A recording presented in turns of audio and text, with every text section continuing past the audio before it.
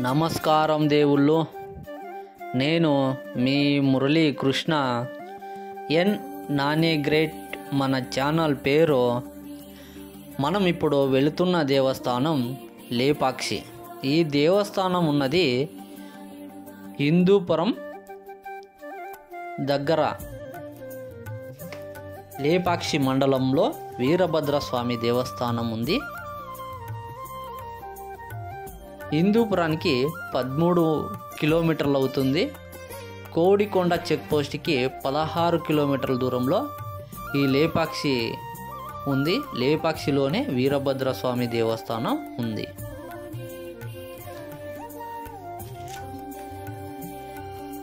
చూడండి, మనం ఇప్పుడు చూస్తున్న నంది విగ్రహము 15 అడుగుల ఎత్తు, 22 అడుగుల వెడల్పు. ప్రపంచంలోనే ఏకశిలా నంది అని మనం చెప్పుకోవచ్చు. అతిపెద్ద నంది అని. చూడండి, ఏకశిలా నంది.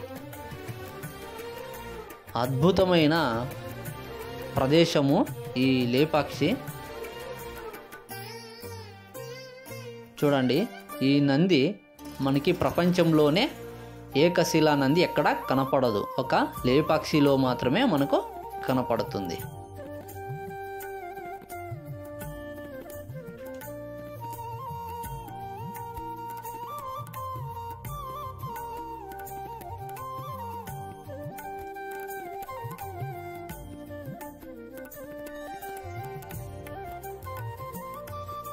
మనం ఇప్పుడు జటాయువు రావునితో యుద్ధం చేసిన ప్రదేశానికి మనం వెళ్తున్నాము. మీకు ఆ ప్రదేశాన్ని నేను చూపిస్తాను.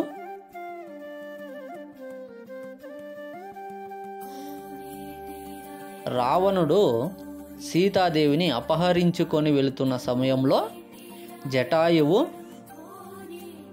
యుద్ధం చేస్తుందంట రావణునితో. ఆ ప్రదేశమే ఇప్పుడు మనం చూస్తున్న ప్రదేశము.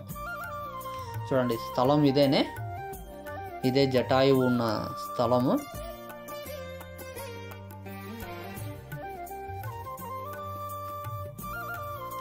మనం ఇక్కడ కొండపైన వరకు రావచ్చు. ఇక్కడ 10 రూపాయల టికెట్ ఉంటుంది ఇక్కడికి రావడానికి. మనం అక్కడికి జటాయు ఉన్న స్థలానికి మనము వెళ్ళలేము. అక్కడ పర్మిషన్ లేదు. అక్కడ మెట్లున్నా కూడా అక్కడ క్లోజ్ చేసేసినారు. గేటు ఓపెన్ చేయడం లేదు అక్కడ.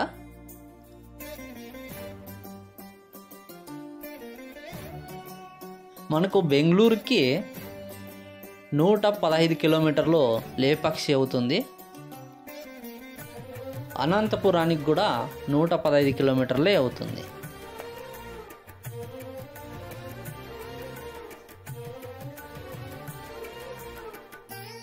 చూడండి, ఇక్కడ జటాయువు విగ్రహాన్ని కూడా ప్రతిష్ఠించినారు. ఇక్కడ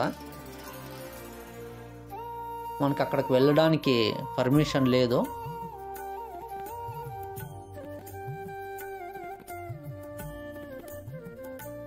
మనం ఇప్పుడు దేవస్థానం మీకు నేను చూపించబోతున్నాను. చూడండి, మనకు గర్భగుడి అంతాను వీడియో చేయడానికి లేదు.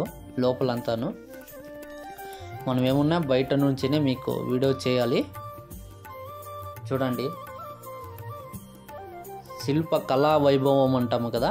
భూమి మీద మరో అద్భుతం ఈ లేపాక్షి అని మనం చెప్పుకోవచ్చు. ఈ దేవస్థానంలో వీరభద్రస్వామి ఆలయం ఉంది. ఇంకోటి, ఇక్కడ 70 స్తంభాలు ఉన్నాయి. 70 స్తంభాలలో ఒక స్తంభం మాత్రము ప్రత్యేకంగా ఉంది ఇక్కడ. నేను స్తంభాన్ని చూపిస్తాను మీకు. చూడండి, ఇక్కడ టవాలే తీసుకోవచ్చు. నేను అది చూసినాను, మీకు చూపిస్తాను. చూడండి,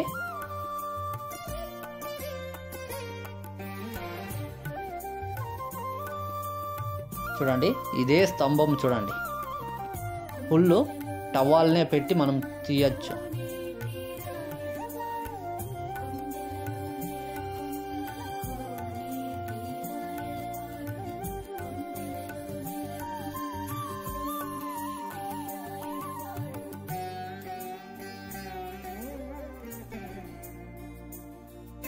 చాలా అద్భుతం ఇక్కడ చూడండి, శిల్పాలు ఎలా ఉన్నాయో చూడండి. మనం ఇప్పుడు చూస్తున్నాం కదా, ఇక్కడ వాళ్ళు శిల్పాలు చెక్కే వాళ్ళు ఈ రంగుల్ని ఈ పసూరులో అంటే ఆకు పసూరుని ఇంకా ఇతర రంగులు వేసినారు అప్పట్లోనే.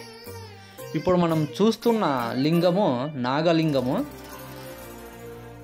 ఈ లింగం ఏ విధంగా చెక్కినారు అని చెప్పుకుంటే పోతే మనము శిల్పులు భోజనానికి అని వస్తారంట. వాళ్ళ అమ్మ ఇంకా కాలేదప్ప అని చెప్పినప్పుడు సరే అని వీళ్ళు వాళ్ళ అమ్మ వంట చేసే లోపల ఈ శివలింగాన్ని నాగలింగాన్ని చెక్కేస్తారు. వాళ్ళ అమ్మ వచ్చి చూస్తే ఆశ్చర్యపోతుందనమాట. నేను వచ్చే లోపలే నా బిడ్డలు ఈ లింగాన్ని చెక్కేసినారు అని ఆయన అనడంతో అక్కడ లింగమే సీలిపోతుందంట. అక్కడ రాయి అంత అంటే దిష్టి తగిలి సీలిందని చెప్తారు. మనం ఇప్పుడు చూస్తున్నాం కదా, ఇది కళ్యాణ మంటపము చూడండి. అంటే అర్థంలోనే నిలిచిపోయింది, దానికి ఒక కథ ఉంది.